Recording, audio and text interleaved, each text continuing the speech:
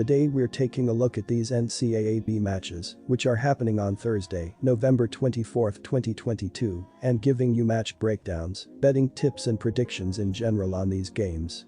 Welcome back to High Stakes, let's get straight into it. Also, don't forget to subscribe and push that notification bell to get notified as soon as we release these sport prediction videos, and if you would like more betting tips and predictions, then check out our Patreon in the link down below. Our new Patreon is a way for us to help you improve your chances of making more money.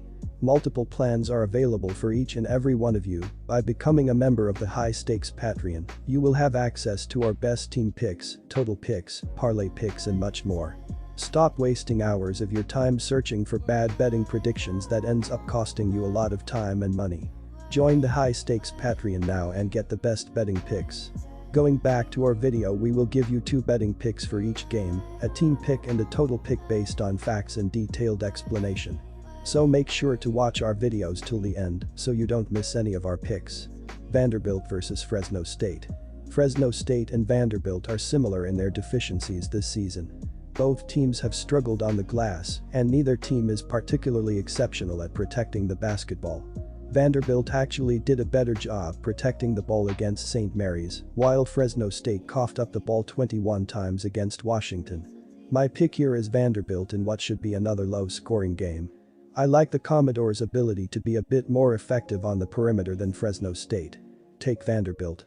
The Vanderbilt Commodores are averaging 70 points on 44.6% shooting and allowing 66.5 points on 39.6% shooting. Jordan Wright is averaging 11.3 points and 3.8 assists, while Miles Stude is averaging 10.5 points and 6.3 rebounds. Liam Robbins is grabbing 3.3 rebounds, and Tyron Lawrence is grabbing 3.3 rebounds. The Vanderbilt Commodores are shooting 33.3% from beyond the arc and 50% from the free throw line. The Vanderbilt Commodores are allowing 27.3% shooting from deep and are grabbing 37.3 rebounds per game. Take the over here. Michigan State vs Alabama. The Crimson Tide are off to a hot start after winning their first 4 games. They will try to keep the momentum going with a win over the Spartans, which will give them their 5th win in a row and first win over a ranked opponent this season. Alabama is averaging 84.8 points per game. They scored 104 points in their last game, making 51.5% of their field goals and 45.7% of their three-pointers. Brandon Miller led Alabama with 28 points, 8 rebounds, and 3 assists. Namari Burnett finished with 18 points and 4 rebounds, while Mark Sears added 18 points and 3 assists. Alabama has also played well defensively, giving up 57.5 points per game. They gave up 62 points in their last game and will need to keep it up if they want to win this game. The Spartans followed up their first loss of the season with 2 straight wins. They will try to keep the momentum going with a win over the Crimson Tide, which will give them their 3rd win in a row and 4th win in their last 5 games. Michigan State is averaging 73.8 points per game. They scored 73 points in their last game, making 51.9% of their field goals and 52% of their three-pointers. Tyson Walker led the Spartans with 22 points, 3 rebounds, and 5 assists. A.J. Hoggard finished with 13 points, 8 rebounds, and 10 assists, while Joey Hauser finished with 13 points and 5 rebounds. Michigan State has played well defensively, giving up 66.8 points per game. They gave up 71 points in their last game and will need to do a better job if they want to get the win. The Crimson Tide have won 4 straight games, but none of their opponents has a winning record.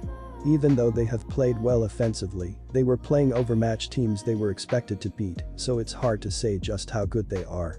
The Spartans have been tested already this season, facing 2 of the top 5 teams in the country, and they did a good job defensively in those games. They force a lot of turnovers and will get a lot of easy scoring opportunities against the Crimson Tide, who are giving up the ball 17 times per game. They are also holding opponents under 40% shooting from the field while giving up less than 70 points per game, so expect them to keep Alabama's offense in check. The Spartans have won 3 of their first 4 games. They played well offensively in those games, scoring more than 73 points per game. They do a good job finding the open man, and they're very good on the offensive glass and will get extra scoring opportunities against the Crimson Tide. Even though Alabama has played well defensively, they will have a hard time slowing down the Spartans, so go with Michigan State to cover the spread. Take Michigan State Spartans plus 1.5 points. Alabama is 4-0, but the Crimson Tide have played a very easy schedule, and even against weaker competition, their offense has struggled at times. Alabama shot just 32.4% from the field against South Alabama and 39.1% from the field against the Longwood Lancers.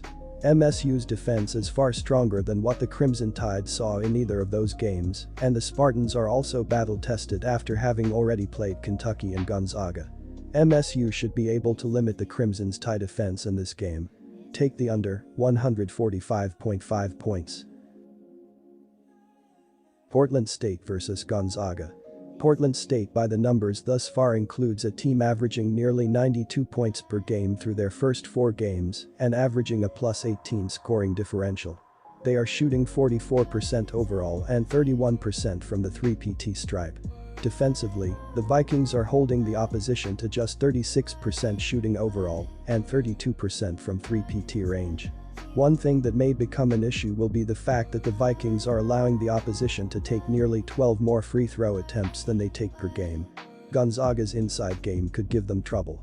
The Vikings are averaging plus 5.7 more rebounds per game than the opposition. Lastly, in the turnover department, Portland State holds a plus 7.3 turnover differential on the season. Portland State will not make it 2 straight upsets in this matchup against the Zags. Gonzaga continues to do a great job of getting the shots they want and working the ball inside to their strength, which will be a problem for a Portland State team that is allowing a ton of free throws to the opposition this season. Gonzaga has to be wary of turnovers, but they have also upped their turnover totals against 3 of the best teams in the country. While the Vikings can force turnovers, they are not in the category of those 3 teams. Gonzaga will exert their will in this game, which is close enough to be a home game that they won't be facing a hostile crowd in this one. Look for the Zags to do what they do best, shoot the ball at a higher rate, protect the paint and execute. Take Gonzaga. These offenses have been shooting the ball incredibly well throughout the regular season, thus far, as Portland State is 259th in the country with a 40.7 field goal percentage, while Gonzaga is dominating as they are 3rd in the sport with a 53.3 field goal percentage throughout the season. Defensively, they are not doing as well as the Vikings are 222nd in the nation with a 45.2 opposing field percentage, while the Bulldogs are 133rd in the sport with a 41.9 opposing field goal percentage to begin the season. Go with the over to hit in this game.